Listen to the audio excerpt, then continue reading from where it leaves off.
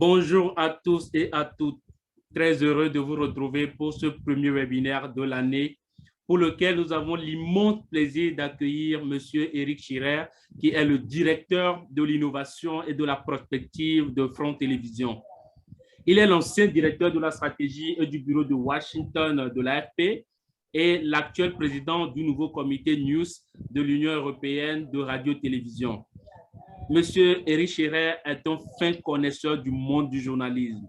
Il a été reporter, correspondant à l'étranger, chef de poste, rédacteur en chef, blogueur. Il a occupé de nombreuses fonctions du journalisme en Europe, en Asie et aux États-Unis, à l'AFP et chez Reuters. Il est aussi le professeur à l'école de journalisme de Sciences Po. Il nous fait l'honneur d'être avec nous ce jeudi pour discuter d'un sujet vraiment important, un sujet qui a d'ailleurs fait l'objet de son livre paru aux presses universitaires de France, A-t-on encore besoin de journalistes? Un livre qui aborde la révolution de l'information, la crise transformationnelle à laquelle sont confrontés les journalistes et traite pratiquement de tout ce qui bouleverse et restructure les médias et les métiers du journalisme d'aujourd'hui. Ce sera un webinaire super intéressant. Bonjour, M. Schirer, et merci d'avoir accepté notre invitation. Bonjour, merci de m'avoir invité, merci. Pour ceux et celles qui me découvrent pour la première fois, je suis Kossi Balao, le directeur du forum de reportage sur la crise sanitaire mondiale du Centre international pour les journalistes ICFJ basé à Washington, qui organise ce webinaire. C'est un forum que nous avons lancé dès la survenue de la pandémie du COVID-19 pour aider les journalistes à mieux couvrir la crise. Nous l'avons lancé en partenariat avec le réseau international des journalistes IGNET pour offrir de l'aide, des opportunités, des ressources aux journalistes et tout ce dont ils ont besoin. Nous avons lancé le forum en 5 langues. Il existe donc en anglais, en français, en arabe, en espagnol et en portugais. Et nous avons plus de 13 000 journalistes qui participent chaque semaine à nos activités. Alors que la pandémie entre dans sa deuxième année, l'ICFJ a décidé d'élargir ses programmes pour les journalistes. Cela signifie désormais qu'au-delà du reportage sur le COVID-19, nous allons couvrir les autres crises mondiales auxquelles fait désormais face le monde. Donc, nous allons couvrir les crises comme les thématiques comme le changement climatique, la désinformation, les perturbations technologiques et les autres maladies. Donc, avec cette nouvelle orientation, notre forum change de nom et c'était seulement hier et devient forum Pamela Award de l'ICFJ sur le reportage des crises mondiales. Nous vous encourageons, si vous êtes journaliste, à adhérer au groupe privé de notre forum sur Facebook. Revenons à l'événement de ce jour avec notre invité, M. Éric Schirer, dont le livre est un manifeste pour un journaliste augmenté. Nous en parlerons bien sûr, et qui s'intitule d'ailleurs « A-t-on encore besoin de journalistes ?» Monsieur Schirer, vous avez longtemps observé le monde et l'évolution du journalisme à travers les années. Vous êtes reporter depuis 1985. À cette époque, quelle réalité vivaient les journalistes et comment était la pratique du métier? À cette époque, écoutez, moi j'ai démarré dans une radio libre en France quand j'étais étudiant et je lisais à ce moment-là les dépêches de l'AFP qu'on découpait des téléscripteurs dans les rédactions. Puis j'ai intégré l'AFP, l'agence France Presse à Paris en 85. Nous avions à l'époque des écrans qui n'étaient pas reliés entre eux. Nous avions des écrans pour écrire avec un affichage vert sur fond noir assez primitif, pas de couleur sur les écrans. Nous n'avions pas de téléphone portable, nous n'avions pas d'Internet, nous n'avions pas de réseaux sociaux. Et donc, il nous fallait évidemment avant tout être sur le terrain. Dans les outils technologiques qui étaient à notre disposition en 1985, je vous parlais du téléscripteur qui nous permettait d'être en relation avec les bureaux du monde entier de l'agence France Presse et avec nos correspondants.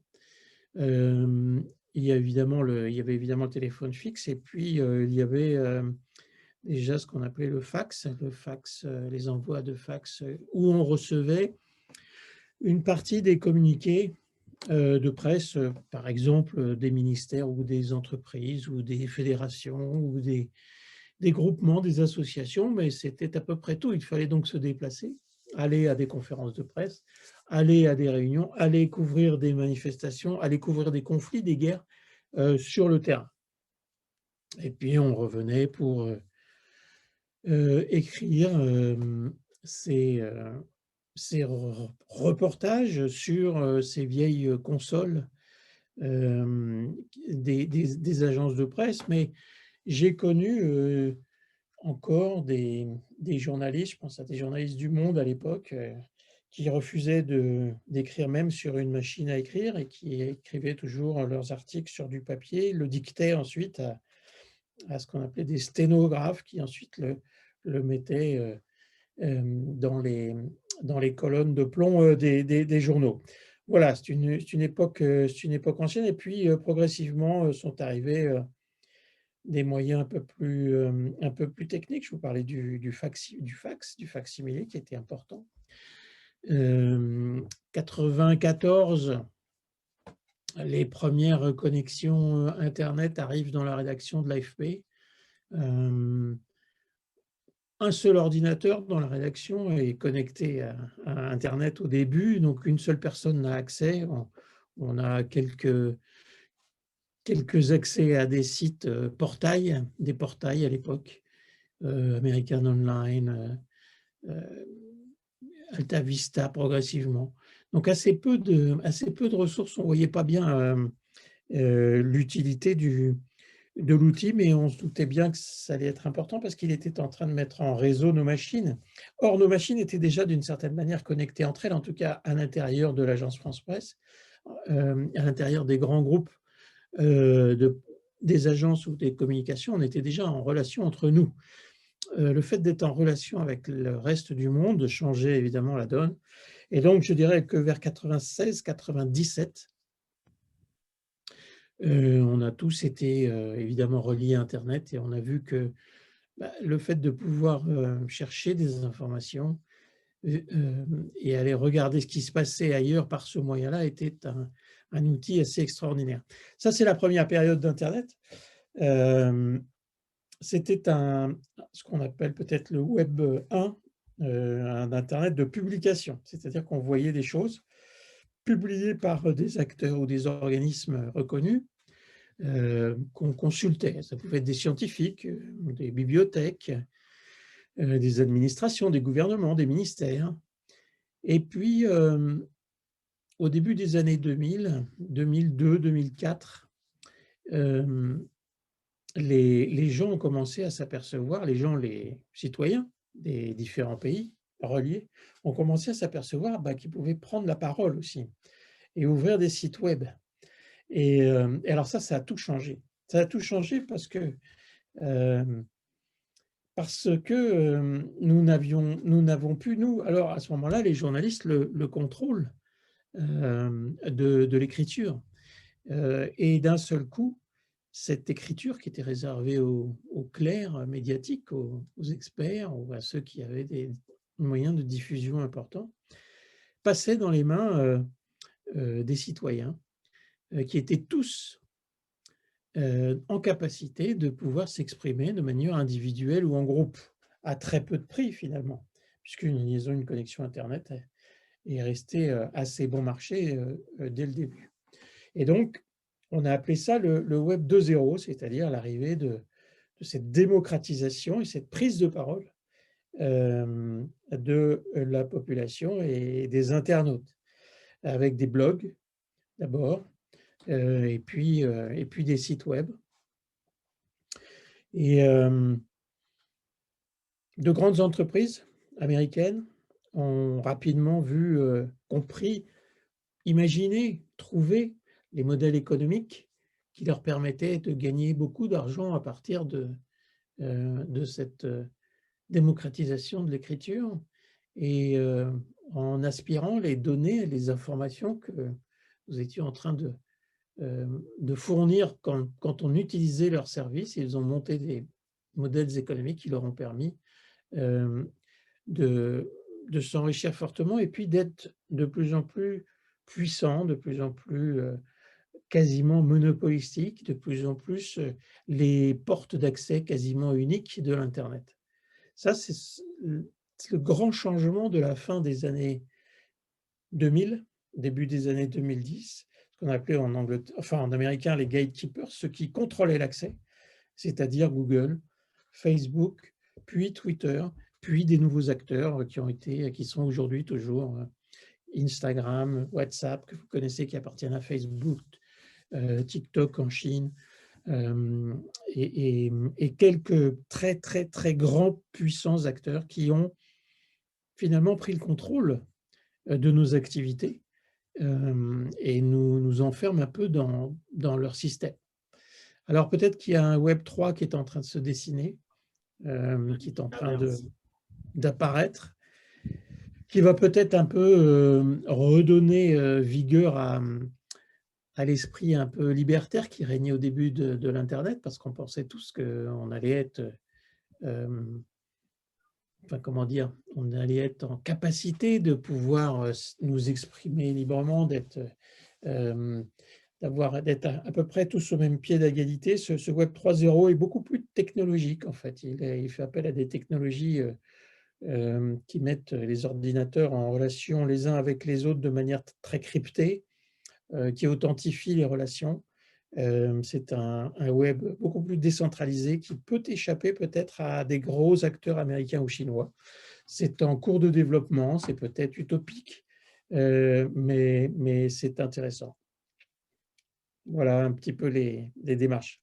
En tout cas, l'histoire d'Internet liée d'une certaine manière au journalisme. J'ai oublié quelque chose de fondamental pendant les années 2000, c'est l'arrivée du téléphone et du smartphone, le fait que chacun a désormais une télévision ou une station de télévision dans sa poche et peut diffuser, peut émettre. Il a non seulement la possibilité de créer un journal sur Internet, mais il peut aussi avoir sa propre chaîne de télévision pour diffuser à tout le monde. Donc ça, justement, je voudrais vous poser cette question de savoir qu'aujourd'hui, quiconque dispose d'un modem, d'un ordinateur, d'un smartphone ou d'une connexion Internet diffuse de l'information, que ce soit via les blogs ou les réseaux sociaux. Mais, et c'est ici que je voudrais vous poser la question que vous posez vous-même. A-t-on encore besoin de journalistes? je crois qu'on a besoin plus que jamais de journalistes pour plein de raisons. Mais vous évoquez cette capacité de tout le monde à peut-être devenir journaliste. On a eu pendant une certaine époque la tentation de parler de journalistes citoyens. C'est probablement une expression assez malheureuse ou en tout cas assez inexacte. C'est certain que chacun peut être le témoin d'événements ici ou là, que ce soit dans un pays, dans un autre, dans une ville, et peut en parler, en tout cas en témoigner. Maintenant, pour rendre compte de cet événement, pour l'expliquer, pour le hiérarchiser, pour le contextualiser, je pense qu'il faut un professionnel. Et ce professionnel, c'est un journaliste qui va pouvoir donner du sens à cet événement. Je pense que journaliste citoyen, c'est aussi bête que de dire dentiste citoyen ou pilote de ligne citoyen. On ne s'improvise pas journaliste de manière aussi facile. Encore une fois, il est évidemment facile de témoigner grâce à nos outils. Prendre une photo, une vidéo, l'envoyer sur Facebook. C'est un acte de journalisme, mais ce n'est pas tout le journalisme. Le journalisme professionnel, celui qui rend un service, qui essaye aussi non seulement de témoigner de ce qui arrive, mais aussi de révéler ce qui est caché par d'autres ou que d'autres veulent cacher. C'est l'une des autres missions très importantes du journaliste, c'est le journalisme d'enquête et d'investigation que ne peuvent pas faire que peuvent faire les citoyens à condition qu'ils soient financés parce que ça coûte très cher et c'est compliqué à faire. Et puis il y a des règles d'utilisation de ces outils de diffusion. Et je pense que l'éducation aux médias et l'éducation à l'utilisation de ces outils qui sont maintenant dans la main de tout le monde est un des des rôles majeurs des journalistes professionnels, en tout cas des rédactions, c'est d'aider nos concitoyens du monde entier à utiliser correctement ces outils. Utiliser correctement, ça veut dire ne pas insulter, ne pas répandre la haine, ne pas diffamer, ne pas recopier, attribuer, faire attention à ce qui est vrai et ce qui est faux. Tout ce qu'on apprend quand on veut devenir un journaliste professionnel et qui fait partie de l'éthique du métier. Il y a un certain nombre de modes d'emploi de l'utilisation de ces outils qui est à faire. Si aujourd'hui on assiste à ce phénomène de journalisme citoyen, ce n'est pas aussi parce que le métier semble un peu être ouvert, ou peut-être pour devenir médecin, il faut avoir des formations sur une longue période d'années, ou pour devenir avocat, il faut passer par une faculté de droit. Mais on a des journalistes qui ne sont pas forcément passés par des écoles, mais qui exercent le métier. Oui, encore une fois, je pense il n'est pas forcé de passer par une école de journaliste. Moi, je n'ai pas fait d'école de journaliste. J'ai appris le métier dans un média et progressivement auprès d'autres journalistes.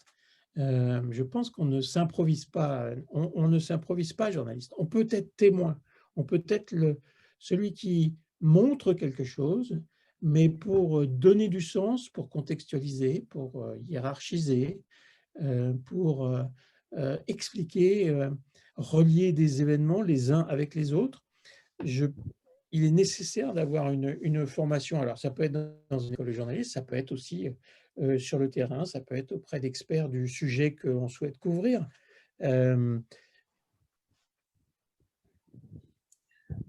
Lorsque vous faites un peu le parallèle entre ces années si lointaines, dans les années 80, et les réalités que vivent les journalistes aujourd'hui, est-ce que la mission du journaliste a changé? Non, la mission, elle n'a pas changé. La mission, c'est la même. C'est celle de témoigner, de montrer, de tâcher de montrer le monde comme il est, tâcher de faire comprendre et d'expliquer le monde. C'est pas facile d'expliquer le monde en temps réel. C'est celui de donner du sens à ce qu'il se passe dans les grands événements, dans les petits événements, dans la grande histoire et dans la petite histoire. C'est celle d'essayer de montrer des choses que d'autres veulent cacher, les puissants en général, les puissances politiques, les puissances économiques, administratives, sportives, financières. Et donc le rôle du journaliste, c'est d'aller finalement faire partager une réalité au reste de la population. Alors c'est de plus en plus dur parce que, évidemment, aujourd'hui on est confronté à beaucoup de rumeurs, de fausses informations. Le fait que les gens croient de plus en plus à des choses qui ne sont plus vraies. Cette défense de la vérité, je préfère parler d'une défense d'une réalité commune. C'est ça le rôle d'un média, c'est celui de relier des choses entre elles, de relier des gens entre eux, et de faire partager un sens à peu près commun d'une réalité commune. Or, vous avez aujourd'hui des forces opposées, des forces polémiques, des forces de manipulation avec des intérêts différents qui vont essayer d'emmener des groupes, des communautés vers des choses qui ne sont pas nécessairement exactes, vraies, scientifiquement prouvées, etc. On le voit tous les jours, on l'a vu aux États-Unis pendant la présidence Trump, on le voit dans d'autres pays. Je pense que le journaliste, vous me demandez s'il a le même rôle. Oui, le journalisme professionnel, le journalisme d'une information vérifiée, indépendante, libre, est un marqueur de la démocratie. C'est un marqueur d'une forme de vivre ensemble qui est aujourd'hui souvent menacée dans un peu tous les pays du monde. Est-ce que vous avez un exemple réel de la façon dont un journaliste en 2022 peut expliquer le monde pour faire comprendre à ses lecteurs le réel? Ah ben, il faut qu'il aille sur le terrain, il faut qu'il aille rencontrer les gens, les écouter surtout. On avait peut-être dans les années 80, dont vous parliez tout à l'heure, une tentation de parler d'en haut, de parler de surplomb, de penser que nous, journalistes, nous savions et que les gens ne savaient pas, et on avait une sorte de distance. C'est plus possible d'avoir ce genre de relation avec notre audience aujourd'hui. Je pense qu'il faut qu'il y ait une co-construction, une coproduction avec notre audience, avec les citoyens. Il faut être beaucoup plus proche qu'avant du terrain, des préoccupations, à l'écoute, toujours, toujours, toujours à l'écoute de ce qui se passe, essayer de comprendre, essayer d'anticiper, essayer de trouver des signaux faibles dans ce qui est en train de se passer. Et donc en 2022, oui, il faut être encore plus proche des gens, dans les territoires, géographiquement, décentraliser, ne pas être dans la capitale uniquement du pays et être dans les villes, les villages, pour essayer de comprendre ce qui se passe. On assiste aujourd'hui à de nouvelles formes journalistiques qui émergent. On parle de plus en plus du journalisme de données, du journalisme de solutions, de fact-checking. Bien que ce type de journalisme existe, ils sont maintenant beaucoup plus en vogue. J'ai envie de vous demander de quel type de journalisme a-t-on réellement besoin en 2022? On a besoin d'un journalisme qui explique,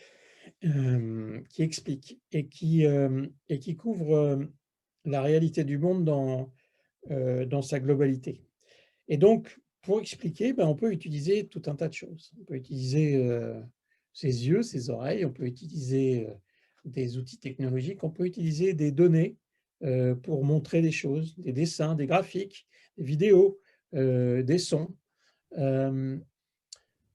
Vous parliez de journalistes de solutions. C'est l'un des reproches qu'on fait souvent aux journalistes, c'est de ne parler que des mauvaises nouvelles, des choses négatives, et de contribuer finalement à la mauvaise humeur, à la morosité de la société. Je pense que le journaliste de solution fait partie des pistes d'avenir, parce que les gens voient bien que leur vie n'est pas que des mauvaises nouvelles. Il y a aussi des belles choses qui se passent, des initiatives, des choses positives. Et donc, si on veut raconter le monde, il ne faut pas raconter que ce qu'il y a de négatif. On peut aussi raconter et montrer qu'il y a des choses positives, des initiatives fortes qui sont trouvées par des individus ici et là, ou des groupes. Et c'est de ça dont on a un peu plus besoin aujourd'hui. Et puis, vous évoquiez aussi en troisième partie les fact-checkers. Bien sûr, on a besoin de plus en plus de gens qui essayent de vérifier les informations qui nous sont données. Mais ce n'est pas forcément le travail des journalistes d'aller nettoyer les écuries de Facebook ou de Twitter. Ils ont laissé proférer les nouvelles fausses, les rumeurs, parce que ce sont des informations qui suscitent de l'émotion. Et quand ça suscite de l'émotion, ça suscite eh bien, du trafic sur leur site, et donc plus d'argent pour eux. Ce n'est pas le travail des journalistes de nettoyer le bazar qu'ont mis ces entreprises. Il y a une approche du journalisme qui s'illustre à travers votre livre. Une approche que vous appelez, que vous qualifiez de journalisme augmenté. Faites-vous référence à une nouvelle forme journalistique. C'est quoi exactement le journalisme augmenté?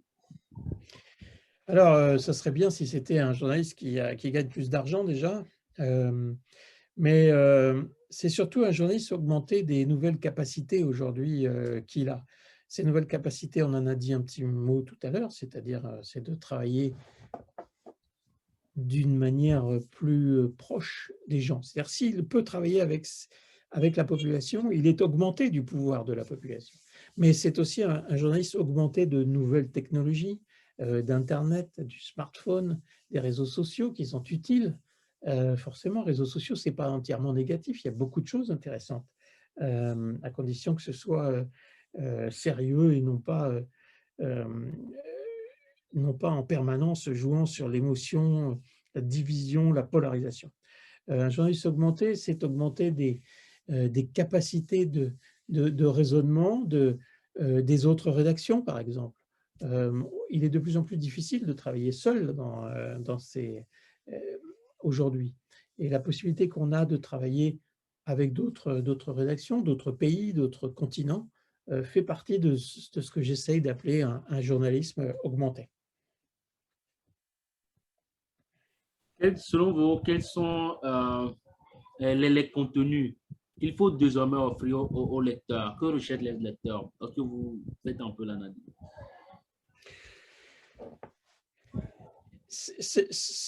C'est un contact permanent avec la population qui vous dira ce que recherche le lecteur. C'est votre culture générale, c'est votre historique personnel, c'est la manière dont vous avez fait vos études qui vous diront qu'est-ce qui fait sens, qu'est-ce qui fait intérêt, qu'est-ce qui est de l'ordre de l'histoire immédiate et que vous souhaitez éclairer. À quoi voulez-vous quels sont les événements que vous souhaitez mettre en lumière, ceux que vous souhaitez qui n'ont pas d'importance? C'est ça qu'on appelle hiérarchiser, c'est-à-dire passer plus de temps peut-être sur des choses qui sont compliquées, pas forcément simples, qui sont complexes à étudier. L'audience, elle veut, qu'est-ce qu'elle veut? Bah, elle veut comprendre ce qui se passe dans son environnement, elle veut comprendre les tenants et les aboutissants de sa propre vie, de sa vie dans le village, dans la ville, dans son entreprise, dans sa société. Et le journaliste doit l'aider à ça, doit l'aider à comprendre le monde et l'espèce de vie de plus en plus complexe dans laquelle on est. Il faut l'aider à comprendre notre crise climatique, par exemple, la crise ou l'évolution des technologies, l'évolution de la science, l'évolution de notre relation avec l'espace, les relations sociales, les relations entre les hommes et les femmes, entre les différentes générations, entre les différents groupes ethniques, entre les pays qui sont soi-disant développés et ceux qui le sont moins, etc. Aujourd'hui, comment définissez-vous un bon journaliste? Au-delà de pouvoir rendre compte des faits, de pouvoir hiérarchiser l'information, de recouper, de contextualiser, est-ce qu'il doit forcément être une personne multitâche, polyvalente, capable de diffuser l'information sur plusieurs plateformes, d'être à la fois sur le terrain, au bureau? Un bon journaliste doit-il à la fois aujourd'hui faire tout ça? Comment définissez-vous un bon journaliste selon vous en 2000? Je pense qu'un bon journaliste, il faut qu'il ait beaucoup lu, il ait beaucoup appris, il faut qu'il ait une compréhension du monde pour pouvoir donner du sens à ce qui se passe. Il faut qu'il ait les yeux ouverts, hein, il faut qu'il ait les oreilles ouvertes pour écouter les gens. Et ensuite, qu'il ait un goût pour la vérité, il ait un goût pour la réalité partagée, pour voir la même chose que les autres voient, qu'il ait un goût pour le lien social, qu'il ait un goût pour l'enquête et l'investigation, pour aller chercher ce que les autres veulent cacher. Un bon journaliste, c'est celui qui sait aussi expliquer simplement. C'est celui qui prend un peu plus de temps pour expliquer, sans se précipiter. C'est quelqu'un qui vérifie ses informations auprès de plusieurs sources.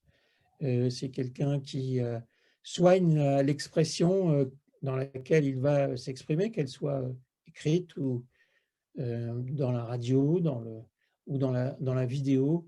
C'est celui qui prend soin de son information quand il est un éditeur. Éditer, ça veut dire prendre soin d'eux. Voilà, sont un peu les caractéristiques auxquelles je pense d'abord. Aujourd'hui, on évoque de plus en plus les dangers qui guettent la profession, mais d'où vient en réalité la principale menace des médias? Quelle est la principale menace qui pèse sur les médias d'aujourd'hui? Oh, il y a beaucoup de menaces. Des menaces économiques parce que mais c'est de plus en plus difficile de faire vivre des rédactions aujourd'hui. Il y a des menaces politiques, d'intérêts politiques qui veulent faire taire les journalistes, ne veulent pas qu'ils recherchent des choses qu'on veut cacher. Il y a des menaces de confiance, ou plutôt de défiance de la population vis-à-vis des journalistes. Les gens qui se méfient de choses qu'ils ne croient plus, ou de gens qui sont désinformés, mal informés dans leur propre bulle, d'information qui sont créés peut-être par certains réseaux sociaux. Il y a beaucoup de dangers aujourd'hui pour le journaliste, à la fois sur le terrain, par des gens qui veulent le faire taire, ou par des intérêts économiques ou politiques qui n'ont pas intérêt à ce qu'il exerce son travail. Mais son travail, encore une fois, et je l'ai dit tout à l'heure, est un des signes d'une démocratie vivante. La liberté de la presse, la liberté de s'exprimer fait partie des droits de l'homme et du citoyen. La liberté de la presse, je dirais aussi que c'est un droit fondamental. Et au-delà de cette crise, il y a aussi aujourd'hui des crises de légitimité, des crises d'indépendance, de rentabilité. Mais comment sauver le journalisme de cette crise-là?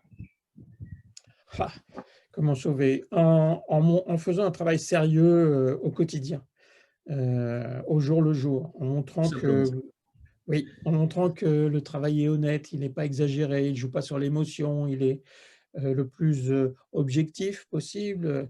Il est en train d'essayer de raconter une vérité, de montrer une réalité commune. Et je crois que c'est déjà beaucoup, c'est déjà pas mal.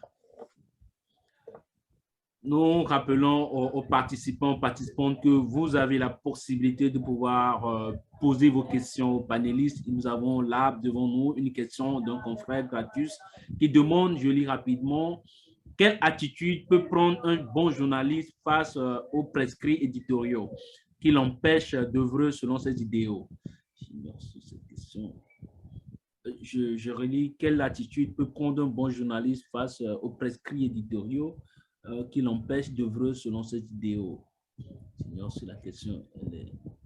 Voilà, c'est une question qui, si je comprends bien, c'est comment un journaliste fait face à des injonctions de ses chefs dans une rédaction. Il faut, soit il est à l'aise avec sa rédaction, soit il n'est pas à l'aise. S'il n'est pas à l'aise, il faut s'en aller, il faut aller ailleurs. Normalement, une rédaction, c'est une communauté d'hommes et de femmes qui travaillent dans un même sens, qui adhèrent aux mêmes valeurs. Et ces valeurs, elles sont partagées. Si vous ne partagez pas les mêmes valeurs que votre rédaction, il faut s'en aller. Est-ce que les journalistes ont un pouvoir? Ont Pardon? encore un pouvoir? Est-ce que les journalistes disposent encore d'un pouvoir? Le pouvoir, il a été partagé maintenant. Il est partagé avec l'audience. Il est partagé forcément. À partir du moment où il y a une démocratisation de l'écriture, écriture papier ou écriture radio ou télévision, son pouvoir, il a forcément diminué. Il n'est plus le seul à raconter le monde, le journaliste. Et il y a des millions de gens qui peuvent raconter le monde. Maintenant, donner du sens au monde, c'est plus compliqué. C'est plus compliqué. Donc, ce pouvoir-là, bien sûr, il l'a. Moi, j'essaye de trouver dans mes lectures, dans mes recherches, ceux qui vont m'aider à comprendre le monde. C'est ça qui m'intéresse. Nous allons revenir au numérique et parmi les possibilités qu'offre le numérique, il y a l'avantage de créer son site Internet et les journalistes aujourd'hui, il y en a plusieurs ici en Afrique qui disposent de leurs propres médias en ligne. Et le problème, c'est la question de rentabilité finalement. Mais est-ce que vous pensez qu'il faut bannir la culture de la gratuité sur Internet et aller vers l'abonnement? Comme on a vu des exemples en France avec Mediapart, par exemple, qui a réussi avec ce modèle.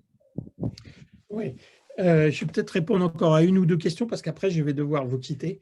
Je pense que oui, le modèle publicitaire fonctionne très mal sur Internet, mais il n'arrive pas à faire vivre les rédactions. Et donc, le modèle aujourd'hui qui est en train de se développer un peu partout, c'est effectivement celui d'un abonnement, un abonnement qui permet d'aller acheter pour une certaine somme un certain nombre d'articles tous les mois ou un certain nombre d'éditions. C'est celui qui est en train de s'imposer. J'espère qu'il ne va pas faire… il y a aussi l'existence des médias publics, les médias publics qui sont financés par la collectivité finalement et qui jouent un rôle très important dans une information vérifiée et à condition que cette information soit libre et indépendante, ce qui peut être le cas mais ce qui parfois n'est pas le cas quand ce sont des médias d'État qui sont là comme juste des porte-parole. Et ça, c'est un problème. Alors, c'est de plus en plus cher, oui, de financer une rédaction, mais aujourd'hui, la publicité ne fonctionne pas pour faire vivre une rédaction et donc l'abonnement est aujourd'hui la meilleure solution. Peut-être mon avant-dernière question, elle pourrait être aussi utile aux aspirants journalistes. Vous avez une excellente maîtrise du monde du journalisme et vous publiez chaque fois une synthèse qui est très appréciée par les directeurs de journaux. Comment faites-vous? Quel est votre secret? Il faut comprendre aussi facilement les enjeux importants du métier. J'ai eu la chance de beaucoup voyager, de voyager en Asie, de voyager en Amérique du Nord, un petit peu moins, hélas, en Afrique, mais et donc de savoir où aller regarder, où aller écouter. Et grâce à Internet, on peut aujourd'hui bien se renseigner auprès des sources fiables, vérifiées, et donc de pouvoir essayer de raconter ce qui se passe. Est-ce que vous avez peut-être une dernière chose à ajouter avant qu'on… Non, c'est un beau métier, le métier de journaliste. C'est un beau métier, celui de raconter le monde et d'essayer de l'expliquer. Expliquer le monde. Oui, c'est un métier, c'est un beau métier qu'il faut défendre parce que il permet normalement, il doit permettre aux gens de vivre mieux puisque ça doit les aider à comprendre ce qui se passe. Merci infiniment, M. Chéret, merci à vous, merci beaucoup. Avoir accepté de nous accorder de votre temps pour partager des conseils utiles avec les journalistes, de discuter de ce thème. A-t-on encore besoin de journalistes? Je dis merci à tous ceux qui nous ont suivis. Nous mettrons dans les 24 heures qui suivent l'enregistrement sur YouTube, précisément sur le compte du Réseau international des journalistes. Et j'enverrai également à ceux qui nous ont suivis un lien sur lequel ils peuvent nous renseigner si ce webinaire a été utile pour eux, quelles sont leurs recommandations et comment améliorer les prochaines comme nous avons l'habitude de le faire. Merci encore et bon après-midi, bonne fin de soirée. Au revoir. Au revoir, à bientôt.